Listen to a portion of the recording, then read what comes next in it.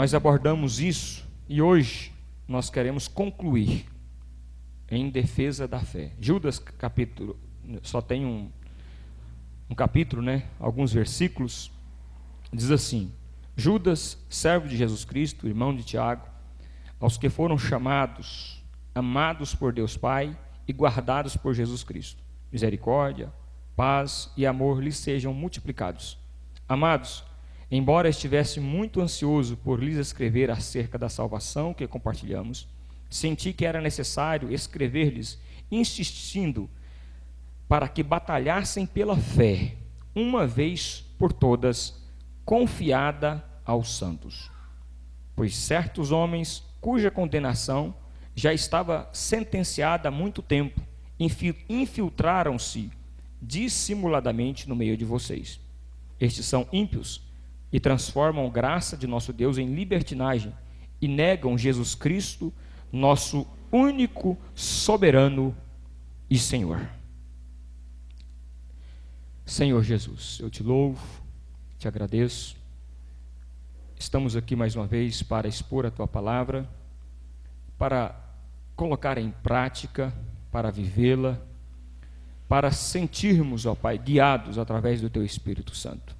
Que nós possamos nessa noite ser fiéis à tua palavra e ministrá-la, para que haja mudança e produza em nossas vidas um senso maior de responsabilidade para com a obra do Senhor. Amém. Então, irmãos, a defesa da fé, Judas, ele expõe o seu pequeno capítulo e ele fala dos ataques que a igreja estava sofrendo, dos falsos mestres, e ele, preocupado com aquela situação, ele expõe e escreve. E o que nos chama a atenção aqui é a questão do versículo 3, Ele fala, olha, que nós batalhássemos pela fé, uma vez por todas, confiada aos santos. Acomodação, irmãos, eu quero aqui tratar um assunto interessante, porque quando nós defendemos a fé, quando nós propomos defender a fé, e eu já disse aqui, repito, que o veneno que está sendo injetada em nossa geração, na geração contemporânea, pós-moderna, é o veneno da duplicidade, da ambiguidade. Esse veneno tem atrapalhado a igreja do Senhor. E, às vezes, uma coisa que tem usurpado o lugar verdadeiro do cabeça da igreja, que é Cristo, é a acomodação de algumas pessoas. A acomodação. Às vezes a gente se sente acomodados, a gente se sente bem no ambiente, e a gente acha que é inútil a batalha, a guerra em defesa da fé. Mas ao contrário disso, Judas vem nos dizendo, olha, eu peço a vocês que vocês batalhem diligentemente pela fé, uma vez dada aos santos. Ou seja, se a fé está sendo atacada, se o evangelho de Cristo, o evangelho de Deus está sendo atacado, nós como apologistas, vamos defender a fé, porque ela está sendo atacada, e ela é a verdade. Então, o que hoje acontece no meio da igreja é acomodação com o que é politicamente correto. Acomodação com o que é politicamente correto. O que é isso? Os evangélicos que se mostram dispostos, presta atenção, a torcer a verdade, a mudar a verdade bíblica, a fim de quê? De fazerem o cristianismo parecer politicamente correto. Ou seja, para que o evangelho sendo politicamente correto, a gente possa entrar em todas as esferas da sociedade, ser bem aceitos, não ser discriminados, não ter uma certa resistência. Mas eu vejo que quando nós tentamos fazer do evangelho politicamente correto, a gente faz uma pergunta. Jesus, os discípulos, os pais da igreja, será que pensavam assim? Será que eles pensavam assim? Andar politicamente correto? Se ele vesse Jesus, ele olha para o templo e ele vê o templo sendo usurpado, e ali fazendo do templo ali um local que era de adoração, fazendo de comércio, Jesus chega e ele não é politicamente correto. Ele poderia chegar: olha, meus queridos, vamos fazer um acordo, vamos entrar aqui no acordo e fica tudo certo, vamos tirar esses câmbios aí, vamos diminuir pelo menos, vamos tirar esses cambistas daí. Não, o que Jesus faz? Jesus, em uma atitude antes, que não era politicamente correto, ele chega e faz o quê? Ele derruba as mesas, ele levanta tudo, ele sai tirando tudo aquilo com uma certa agressividade. Se ele fosse politicamente correto, ele não faria isso. E hoje, nós, os pós-modernistas, querem tratar o evangelho politicamente correto. Não vamos tentar agredir, embora não é a verdade, mas vamos deixar quieto, vamos tentar pôr um pano quente. Não, com a verdade não se brinca. A Bíblia diz o seguinte: conhecereis a verdade, e a verdade vos... Então o ímpio, o incrédulo, ele espera que quando a gente está assumindo uma posição e falando o evangelho, ele não espera de nós que a gente seja politicamente correto. Ele espera de nós que nós sejamos verdadeiros. Então, o médico, o empresário, ele entra nas portas da igreja. E se ele não for confrontado com o seu pecado, ele talvez vai falar assim: mas para esse local parece que não é o local que eu queria estar, porque eu estou cheio de pecado, cheio de luxúria, cheio de blasfêmia, cheia de pecaminosidade. E eu esperava entrar num templo e ser confrontado com o meu pecado. Mas a igreja agiu de forma politicamente correta e me chamou de doutor, e me chamou para assentar-se ao público, no altar, me chamou para sentar junto dos pastores. Ou seja, o politicamente correto não foi correto. Então, Jesus não aceitaria uma atitude assim, não é verdade? Agora, se entra uma pessoa pelas portas da igreja, ele espera que aqui do púlpito, do altar da igreja, a gente confronte o seu pecado. Ele fala: olha, eu realmente preciso de mudança. Eu não posso continuar no meu erro, porque eu fui confrontado no meu erro, e isso produziu o quê? Um senso, uma reação. A ação da palavra falada, a ação da palavra pregada, produziu no pecador o quê? Uma reação, e uma reação positiva propensa à mudança. Ok, irmãos? Então essa é a grande verdade. E quando nós estamos agindo com o politicamente correto, o que nós estamos fazendo? Nós estamos negando a Cristo como verdadeiro cabeça da igreja. Ok? Nós estamos negando a Cristo como verdadeiro cabeça da igreja, porque nós estamos agindo politicamente correto. Não quero dizer aqui, prestem atenção, que eu não estou indicando, pedindo que os irmãos sejam bagunceiros, fazer arruaças. Não é isso. Eu quero que a verdade seja pregada em amor, para que o Espírito Santo convença a pessoa do pecado, da justiça e do juízo, como diz a palavra do Senhor. Não é? Então, aqui eu quero destacar a aflição dos pós-modernistas no tocante à certeza. O cristianismo protestante, irmãos, ele sempre afirmou a clareza das Escrituras. Sempre. Desde a reforma protestante, desde Jesus, os seus discípulos, os pais da igreja, reformadores como Calvino, Zwingli, Lutero, todos eles falaram com muita clareza. Eles expunham. Calvino, por exemplo, era um grande expositor da palavra de Deus. Nós aprendemos muito com ele, quando na forma de expor a Bíblia, da forma de estudar o texto, de trazer uma forma elucidada, com clareza, trazer a lume todo o texto. Ou seja, de uma forma clara. O que é o meu objetivo aqui nessa noite? Trazer clareza das Escrituras a vocês, para que vocês a compreendam, para que essa palavra entre no seu coração e o Espírito Santo faça aquilo que ele vai fazer na sua vida.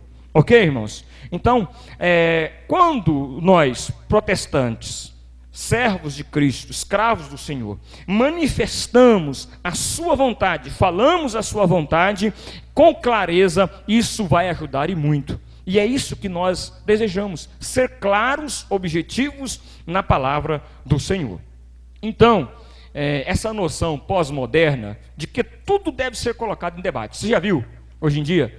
Tudo tem que ser colocado em debate. Os homossexuais, todas as minorias, né? As minorias querem colocar tudo em debate e de que, olha bem, presta atenção, nada é certo e nada é errado, ou nada é estabelecido.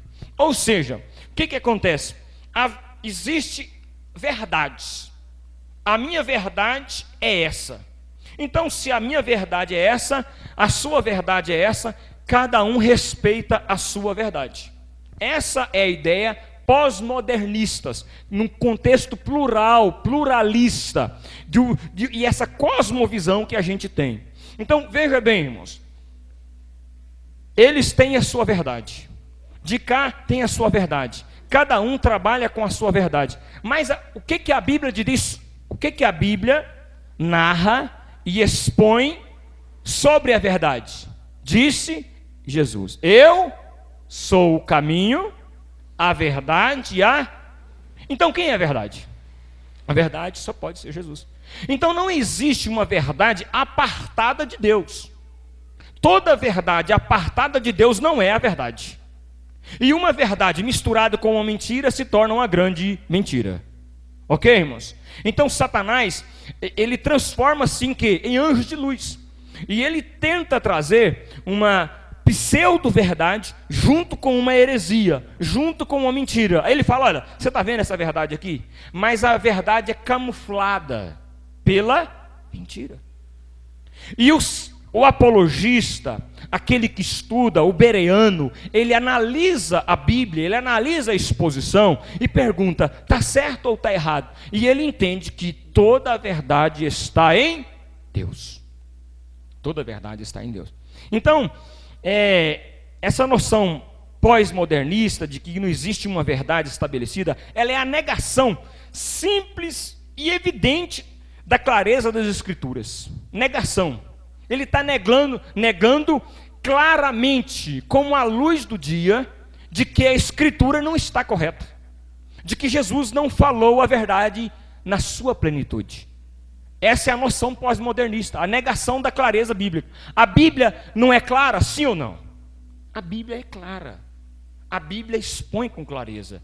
Então a noção pós-modernista, ela não aceita essa clareza bíblica, e nem do testemunho unânime dos apóstolos, dos pais da igreja. Ou seja, ela é combativa com o testemunho dos apóstolos. Ela é combativa. A noção pós-moderna. Então ela não vai aceitar essa verdade, entendeu? Ao longo da história, na história da nossa redenção. Na história da nossa redenção. Eles não vão aceitar. Porque, irmãos, hoje em dia, o que tem preocupado a mim, a igreja do Senhor Jesus, veja bem, é o estilo popular de liderança. O que é esse estilo? Nós estamos nessa série de estudo baseada em John MacArthur, e ele fala o seguinte: A Guerra pela Verdade, que o estilo popular de liderança eclesiástica, segundo John MacArthur, ele fala o seguinte: tipo empresarial também subvertem a supremacia de Cristo sobre a igreja. Ou seja, é uma liderança tipo empresa. Uma liderança tipo empresa. E isso acaba subvertendo o quê? A supremacia de Cristo. E Cristo é superior a tudo. Esses empreendimentos podem ser rotulados de igreja, mas geralmente são meros produtos da engenhosidade humana e da energia carnal. Veja bem, tudo isso, esse estilo de igreja empresa, de empreendedorismo, igreja não é empreendedorismo. Igreja não é empresa. Vocês não são clientes. Eu não estou lhe vendendo um produto. Eu não estou recebendo uma paga. A igreja, ela é uma comunidade que expressa, que proclama o verdadeiro evangelho de Deus. Cristocêntrica, que fala que é a imagem e semelhança de Cristo, que é uma igreja que vive para a glória de Deus. Então nós vivemos para a glória de Deus, e a igreja que vive para a glória de Deus, e a igreja que é a imagem e semelhança de Jesus, ela não pode compactuar com o estilo popular de liderança eclesiástica do tipo empresarial. Não podemos compactuar com isso, porque a igreja não é um negócio que tem que dar dinheiro.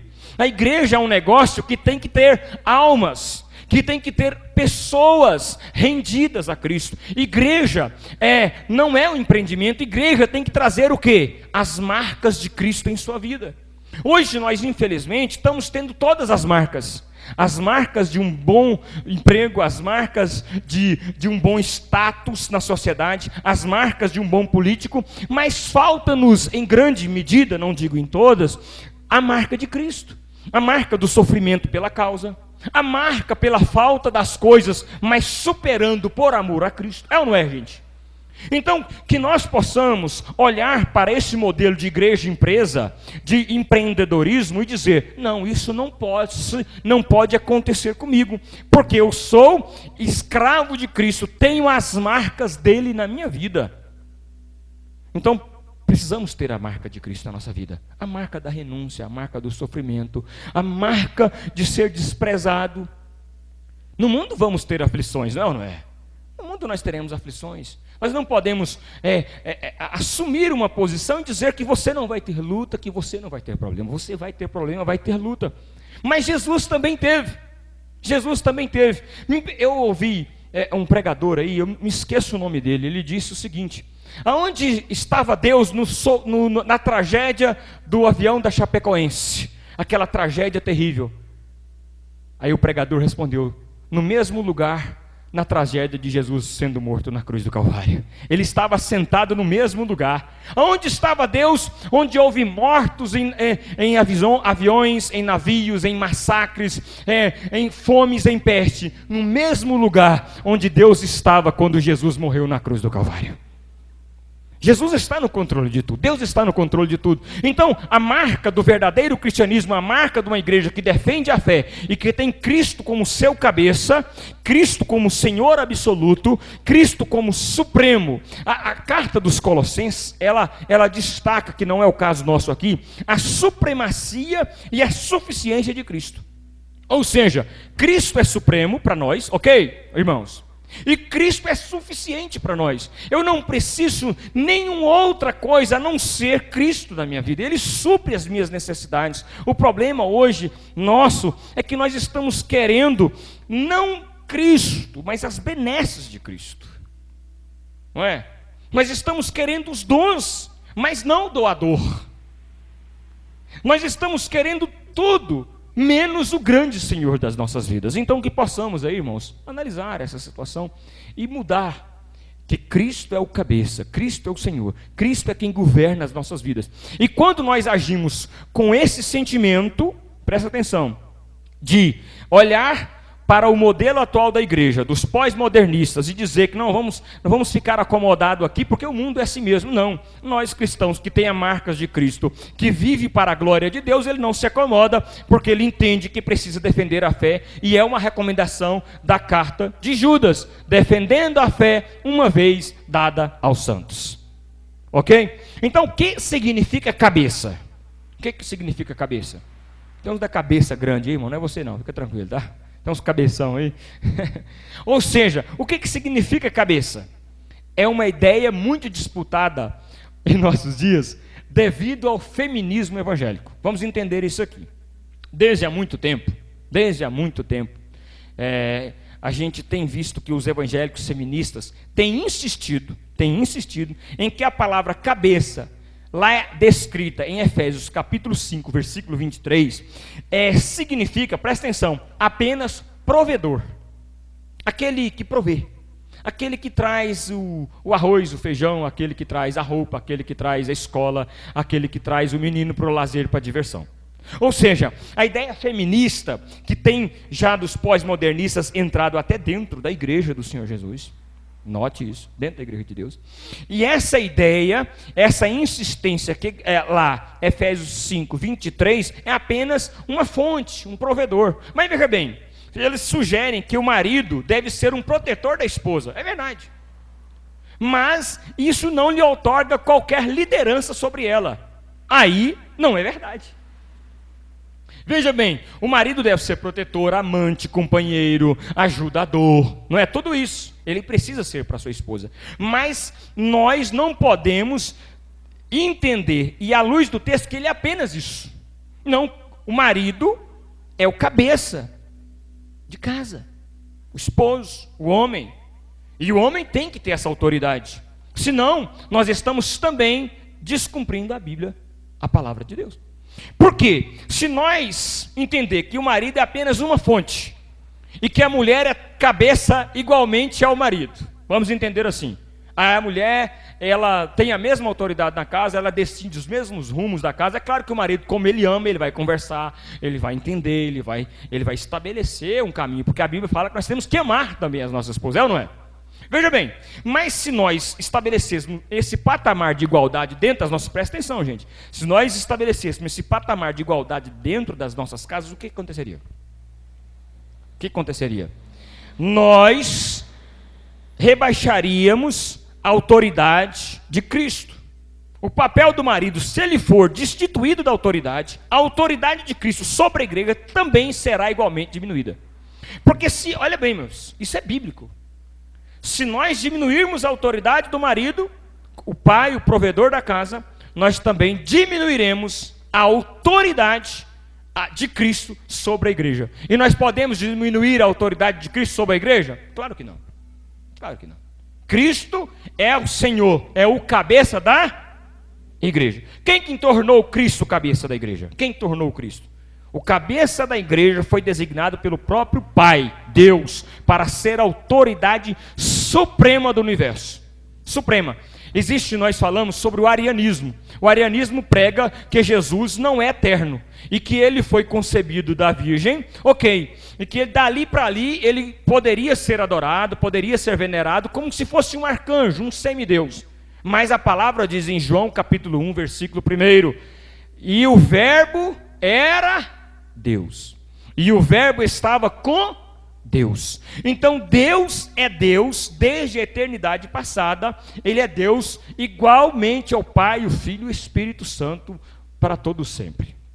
Ok? Então olhamos para esse texto e nós vemos que Jesus é Senhor do universo. Ele é Senhor de todas as coisas. Ele é Senhor de tudo, absolutamente tudo. Então o lugar de preeminência pertence a Cristo, né? Isso significa que nós, líderes eclesiásticos, somos subpastores que devem servir ao grande pastor, Jesus Cristo, nosso Senhor.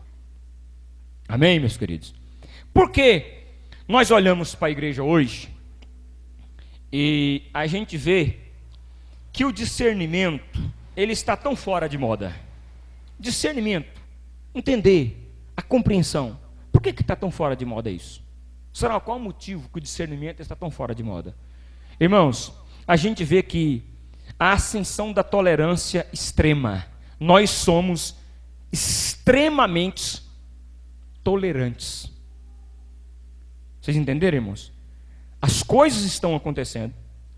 As coisas estão andando de mal a pior. E nós, crentes, apologistas, servos de Jesus, olhamos para o contexto mundial e somos extremamente tolerantes. Não deveríamos ser assim. Somos tolerantes. Qualquer grau de certeza tem começado a soar ofensivo aos ouvidos dos pós-modernos. Então, gente, esse é o primeiro ponto que eu destaco. Por que o discernimento está fora de moda? Por que está fora de moda? Porque nós somos extremamente tolerantes. A gente vê sendo a fé, a gente não reivindica, a gente não olha para isso. Então nós precisamos, irmãos, cada vez mais olhar para a cruz de Cristo e ver o nosso papel, entender o nosso papel de defender a fé, uma vez dada aos santos. Amém? Segunda coisa, porque o discernimento está fora de moda. A recusa em repudiar o mundo.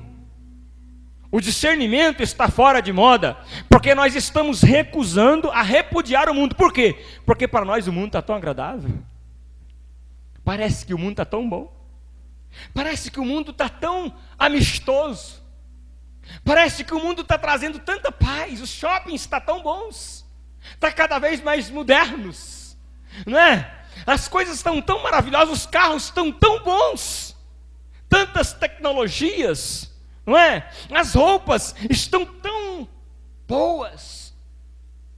as tecnologias, os smartphones, tablets, não é? São tanta tecnologia, está tão bom. Por que eu vou repudiar esse mundo se ele está tão bom? O Ricardo Bitum, uma vez, ele diz o seguinte, eu achei interessante. Ele é professor universitário, e ele falou o seguinte, que as pessoas, ele fez uma entrevista, né? Ele fez uma entrevista, e perguntou para os universitários, o que você gostaria, qual o seu desejo? Eu gostaria de ter um carro novo, um apartamento bom, um iPhone 7. Ok. Aí ele perguntou para outras pessoas que não eram universitários, os trabalhadores, o que você gostaria? Apartamento, carro, iPhone 7. Aí falou, não, vou fazer diferente. Eu vou lá na igreja, vou entrevistar os cristãos. O que você gostaria para a sua vida? Apartamento, carro, iPhone 7. Aí eu pergunto, por que nós não queremos repudiar o mundo? Porque nós estamos querendo tudo que o mundo está dando, nos dar. Está tão bom. Está tão bom a tecnologia. Está tão bom este mundo. Porque o desejo do mundo é o mesmo que os nossos desejos. Que o nosso desejo seja diferente. Que o nosso desejo seja possuir a marca de Cristo em nossa vida. A marca da renúncia. A marca do sofrimento. Que não seja a marca do smartphone.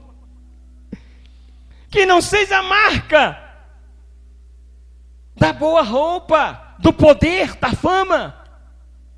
Que nós possamos ser diferentes dos desejos mais ímpios, mais blasfemos, mais impuros. E nós estamos querendo o que o mundo quer. Então, por que o discernimento? Por que o entendimento? Por que a análise crítica? Por que os apologistas estão fora de moda? Porque a recusa em repudiar o mundo. Eu não vou repudiar esse mundo porque eu estou gostando dele. Tá bom. Ele não pode também ser assim tão extremo, pastor Gilson. Vamos ser devagar. Né? Ela surge da falsa ideia de que, a fim de ganharmos o mundo para Cristo, precisamos primeiro conquistar o favor do mundo. Hipocrisia. Nós ficamos tristes com essa situação que passa a igreja, não é? Que, a fim de ganharmos o mundo para Cristo, precisamos conquistar o favor do mundo. Não.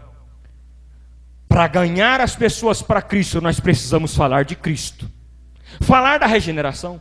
Falar do arrependimento, falar da fé, falar da justificação, falar da adoção, falar da santificação, falar da glorificação, falar do estado eterno, falar do céu, falar das coisas do alto.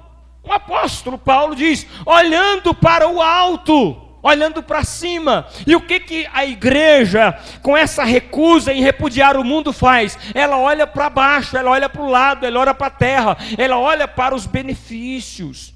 E a Bíblia fala extremamente ao contrário, olhar para cima, olhar para as coisas de Deus. Quem olha para as coisas de Deus repudia o mundo.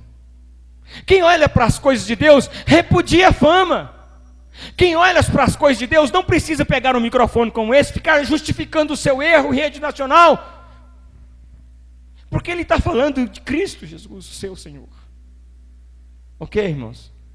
Se conseguirmos que o mundo goste de nós, ele aceitará o nosso Salvador. Mentira.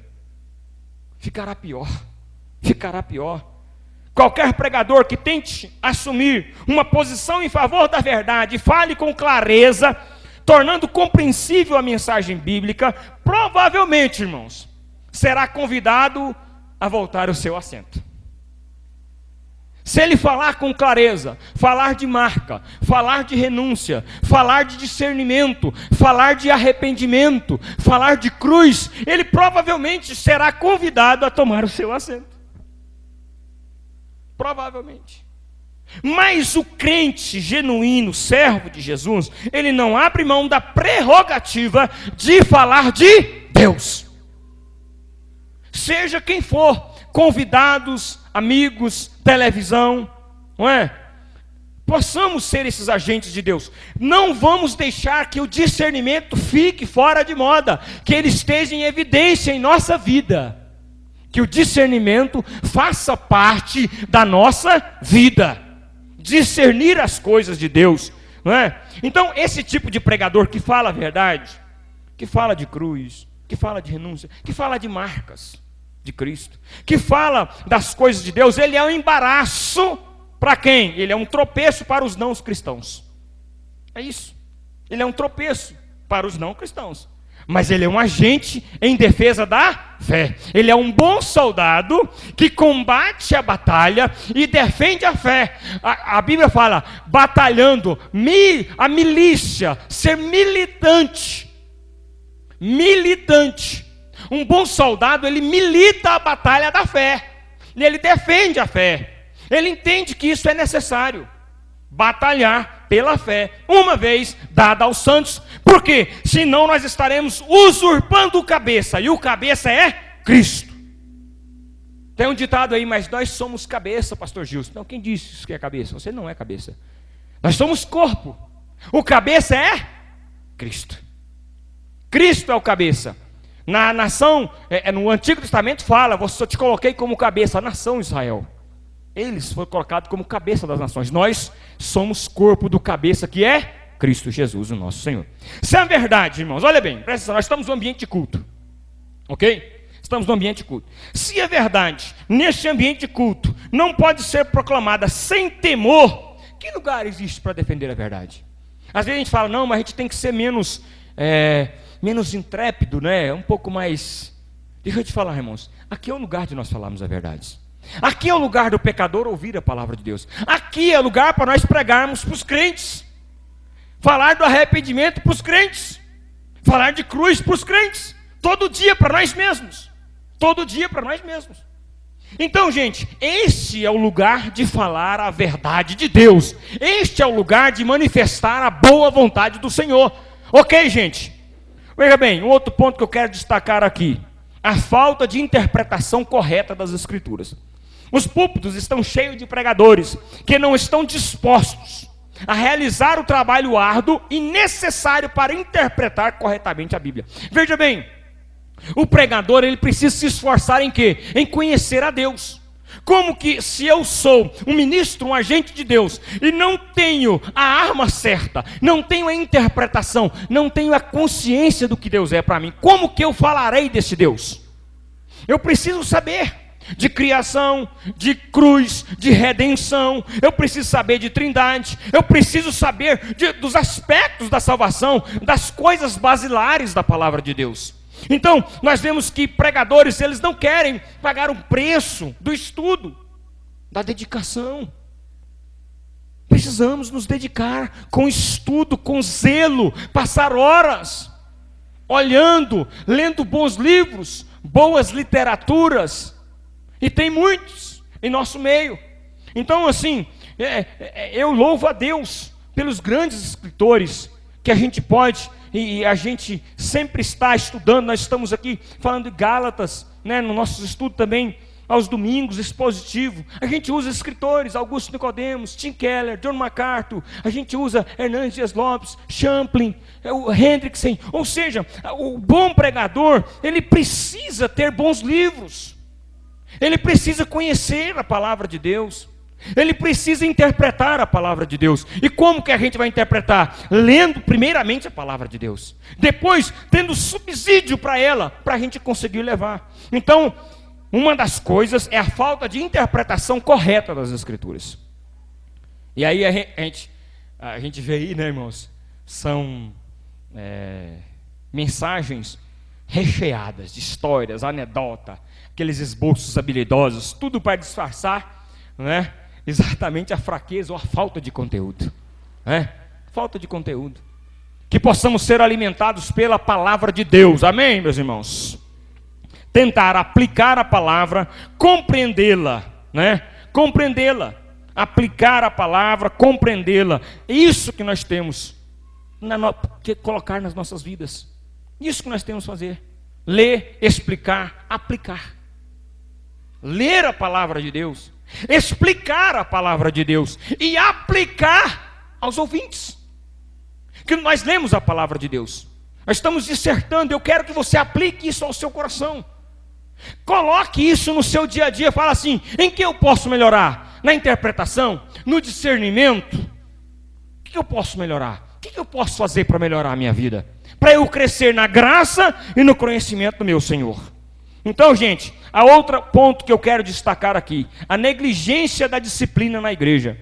Se a gente ver um irmão pecando, por exemplo, o que nós temos que fazer? Confrontar. Confronte. A igreja, ela é a comunidade da confrontação. Ela precisa confrontar. É igual eu disse, o pecador vem aqui, ele espera ser confrontado. Senão, ele volta, talvez tendo uma visão errada do que é ser igreja.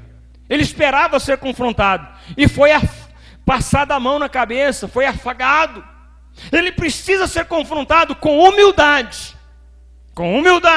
mas confrontado o seu pecado. Para quê? Para que produza mudança na sua vida. Se nós vamos procurar levantar, edificar, fortalecer, exortando para que ele se arrependa. Isso é o que a gente quer, que todos se arrependam. Esse é o objetivo nosso, da pregação, da exposição, da palavra de Deus, para que levante, edifique, fortaleça. Agora, se a pessoa falar assim, eu não quero me arrepender, eu não quero, foi exortado, na última instância, o que a igreja pode fazer? Não pode fazer muita coisa, né, irmãos? Não pode fazer muita coisa. No caso, ele vai ter que tirar do nosso meio, ser excluído da igreja, no caso. O pecado ousado e público não pode ser tolerado. Aquele pecado que é ousado e se torna público no meio da comunidade, e todos sabem, e é um pecado ousado, ele precisa ser confrontado, exortado. Se ele se arrepender, amém. Nós somos uma comunidade de amor também, que estamos aqui para resgatar. Mas não se arrependendo, ele precisa entender que esse pecado público não pode ser tolerado. Não pode ser tolerado. E a igreja é essa comunidade que fará isso. Entende? Então, assim, e a outra coisa que eu quero destacar com vocês aqui é a falta de maturidade espiritual. Maturidade espiritual. À medida, irmãos, que nós falamos de discernimento, falamos de interpretação, à medida que o conhecimento da verdade de Deus diminui, as pessoas seguem as opiniões populares, infelizmente. À medida que eu tenho pouco discernimento de Deus, tenho pouco discernimento da cruz, tenho pouco discernimento de Cristo Jesus, eu não gosto de ler a palavra de Deus. Então, à medida que eu diminuo meu conhecimento de Deus, as pessoas seguem o quê? As opiniões populares. Tudo quanto é modismo que levanta, o cara vai na onda. Ou seja, abriu uma igreja ali agora, tá tendo dente de ouro. Ali agora está tendo a unção do riso. Ali agora está tendo a unção do caicai.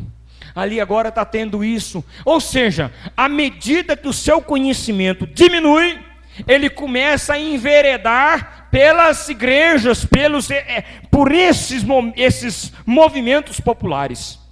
E isso é um grave erro, sabe por quê? De discernimento bíblico, de compreensão bíblica, de interpretação da palavra de Deus, de culto, de estudo bíblico, de exposição da palavra de Deus. Uma igreja séria, ela expõe a palavra de Deus, ela quer ajudar as pessoas, não é? É claro, irmãos, que a ignorância espiritual e o analfabetismo bíblico são comuns entre cristãos professos. Essa superficialidade espiritual é o resultado direto do ensino superficial. Por quê? Se as pessoas são superficiais, por que elas são superficiais? Por causa do ensino que é superficial. Porque se o ensino fosse profundo, as pessoas tinham profundidade. Se o ensino fosse forte, as pessoas eram fortes. Mas como o ensino é o que é superficial, irmãos? Superfície. Por exemplo, se eu tenho esse copo, se ele estivesse vazio, ele está numa superfície, não é?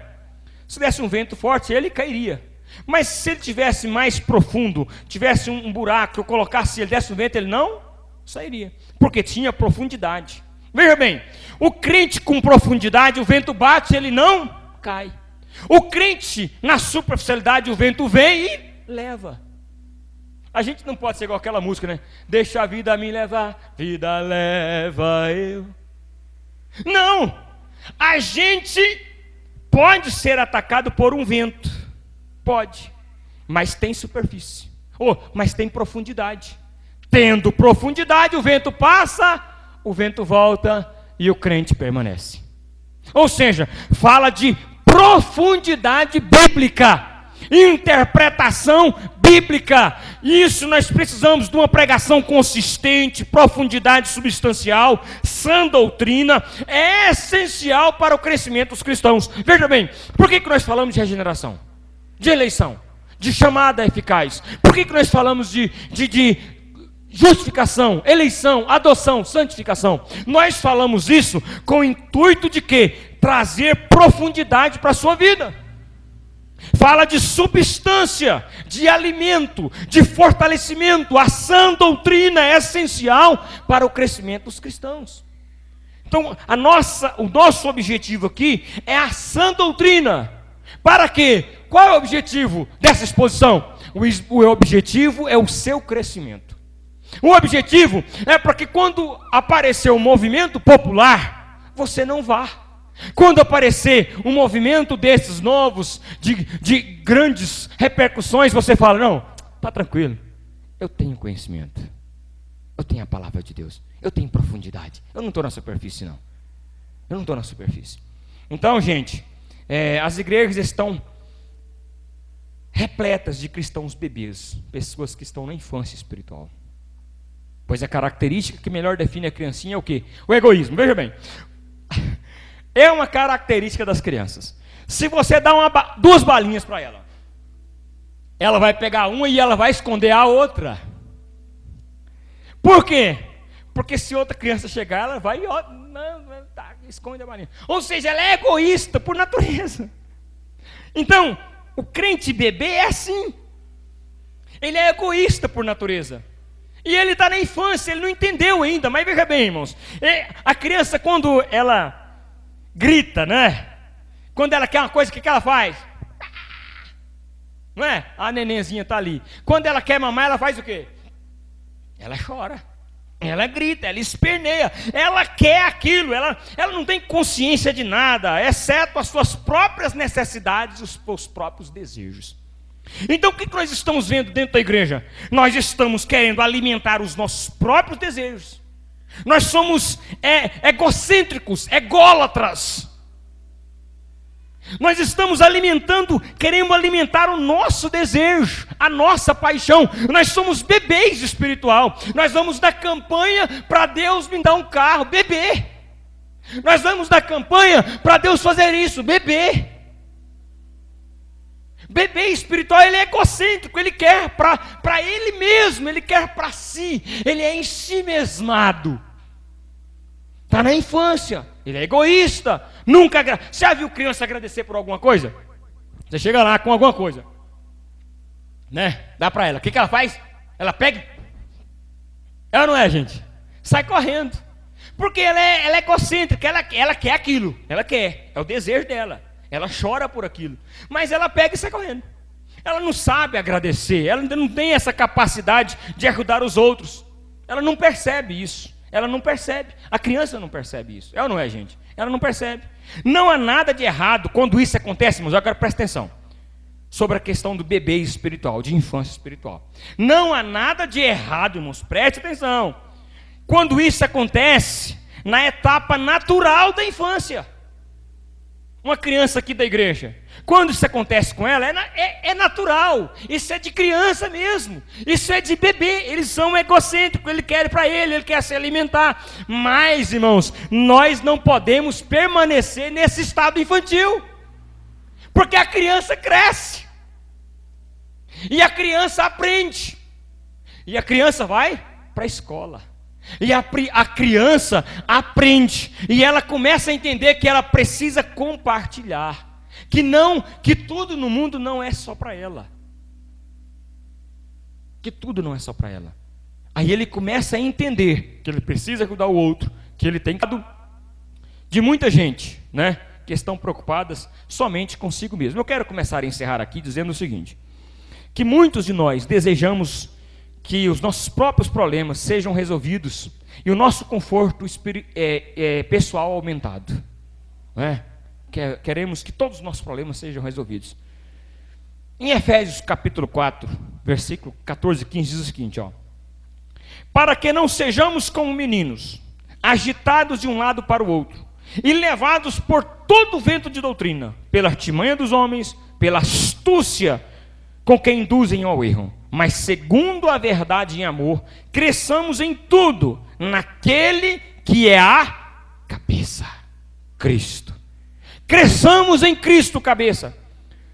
Se existe alguma atitude de neném, se existe alguma atitude de bebê, se existe alguma atitude egoísta, nós precisamos crescer espiritualmente.